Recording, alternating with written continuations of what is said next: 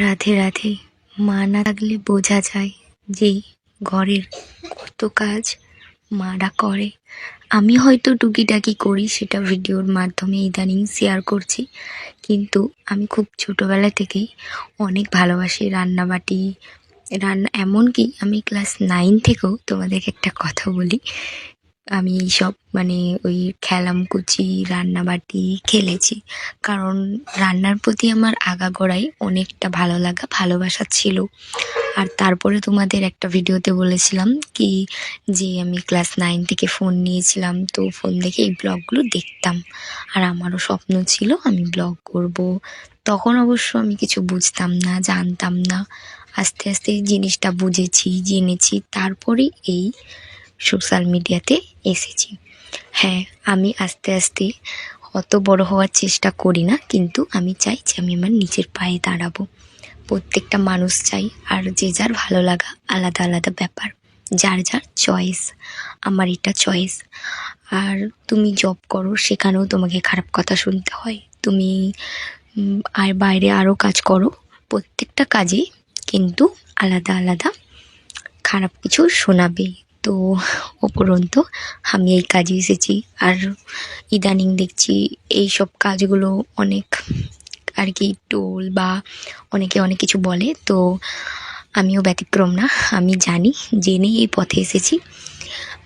আমি জানি যে এই সব প্রফেশনে এলে তো একটু আধটু এসব সহ্য করে নিতে হয়, মানিয়ে গুছিয়ে নিতে হয় আর কি। সব কাজেই কষ্ট থাকে। তুমি মানুষ হতে গেলেও কষ্ট থাকে, ছোট থেকে বড় হতে গেলে যেরকম স্ট্রাগল করতে হয়, সেটা অবশ্য কিছুটা মায়ের জন্যে একটু কম হয়ে যায়। মা থাকলে এত কষ্ট করতে হয় না, সোজা কথা। হ্যাঁ, আমি আমার নিজের দিদি ভাইকে দেখেছি, অনেক মেয়েকে দেখেছি বলতে যে বিয়ের আগে যা সুখ করে নিচ্ছিস করে নে, বিয়ের পরে কিন্তু আর পাবি না।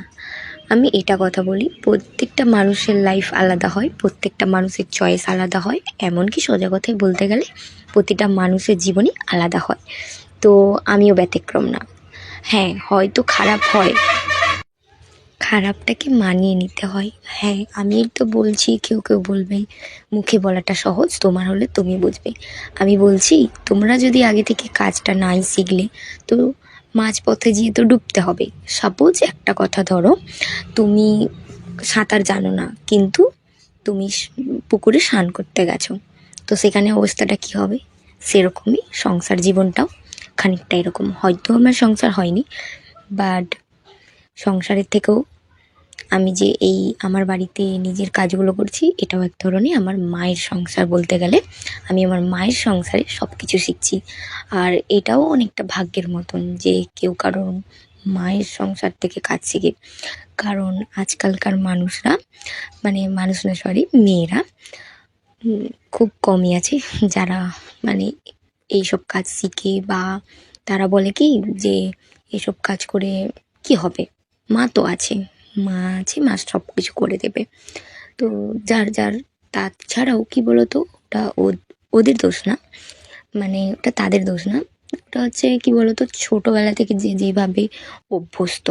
আমরা ধরো যে খাবারটা খেয়ে আমি অভ্যস্ত সকালে, সেই খাবারটা হয়তো ধরো আমি মুড়ি, চিনি, আলু ভাজা দিয়ে খেয়ে অভ্যস্ত, কেউ আবার ম্যাগি খেয়ে, কেউ আবার স্যুপ খেয়ে, কেউ আবার দুধ, ডিম সিদ্ধ, এরকম যার যার চয়েস। তো সে সেটাই খাবে, অন্যটা কিন্তু ভালো লাগবে না।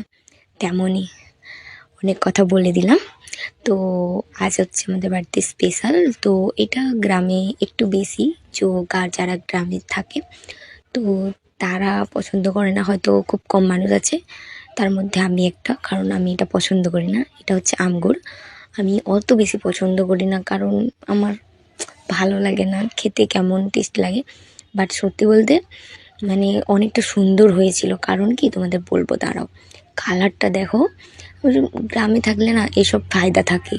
আর সত্যি কথা বলতে, যাদের বাড়িতে ঠাম্মা থাকে, দাদু থাকে, যাদের ফ্যামিলিটা একটু বড়, তাদের কিন্তু আর কি ভালো, সব কিছুই ভালো, কারণ তারা বুঝতে পারে কতটা মজা করে জীবনটা কাটানো যায়। কষ্ট কিন্তু হয়, তাও কষ্টের মাঝে কিন্তু আমরা সুখটা খুঁজে পেয়ে যাই। চলো, এটা খেয়ে দেখি কেমন হয়েছে। আসলেই অনেক সুন্দর হয়েছিল, অনেক মজার হয়েছিল খেতে। আমি খুব একটা পছন্দ করি না, তাও বলবো অনেকটা সুন্দর হয়েছিল, অনেকটা খেতে টেস্টি হয়েছিল। কি বলো তো, আসলে আমাদের জীবনে একটা ভুল সিদ্ধান্ত গোটা জীবনটাকে নষ্ট করে দিতে পারে। আর একটা সময় এসে তখন আর কুল কিনারা পায় না যে কোথা থেকে শুরু করব, কি করব। কিন্তু ভগবান তোমার মানে ভাগ্যতে যেটা লিখে রেখেছে সেটা ঘটবে, তুমি যতই মানত করো, যতই কিছু করো। একটা কথা আছে না যে উম, ঘরের মানে খারাপ কাজ করে ঠাকুরকে পুজো দিয়ে কোনো লাভ নেই। কেউ কেউ বলে যে খারাপ কাজ করে ঠাকুরকে পুজো করে কোনো লাভ নেই, তাতে ঠাকুরের মন পাওয়া যায় না, উপরন্তু তোমার আরও ক্ষতি হয়। তেমনই কিছু কিছু মানুষ আছে, তারা এতটা সাপোর্ট করে না, তো সেই সাপোর্টের জোরে সব কিছু করা যায় মনে হয়। একটা সময় পরে হয়তো তুমি ভাববে যে তুমি কিছু করতে পারছো না, তখন যদি সেই মানুষগুলো তোমাকে মোটিভেট করে না, দেখবে তুমি এমনিতেই সব কিছু পারবে।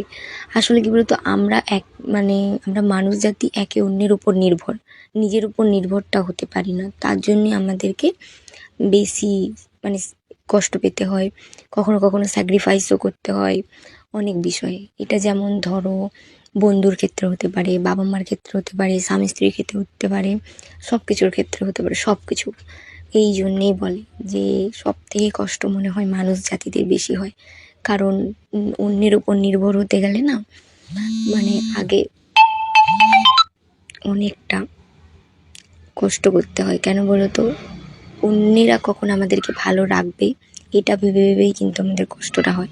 যখন নিজের ওপর আমরা নির্ভরশীল হব, তখন দেখবে জীবনটা আরও সুন্দর হবে।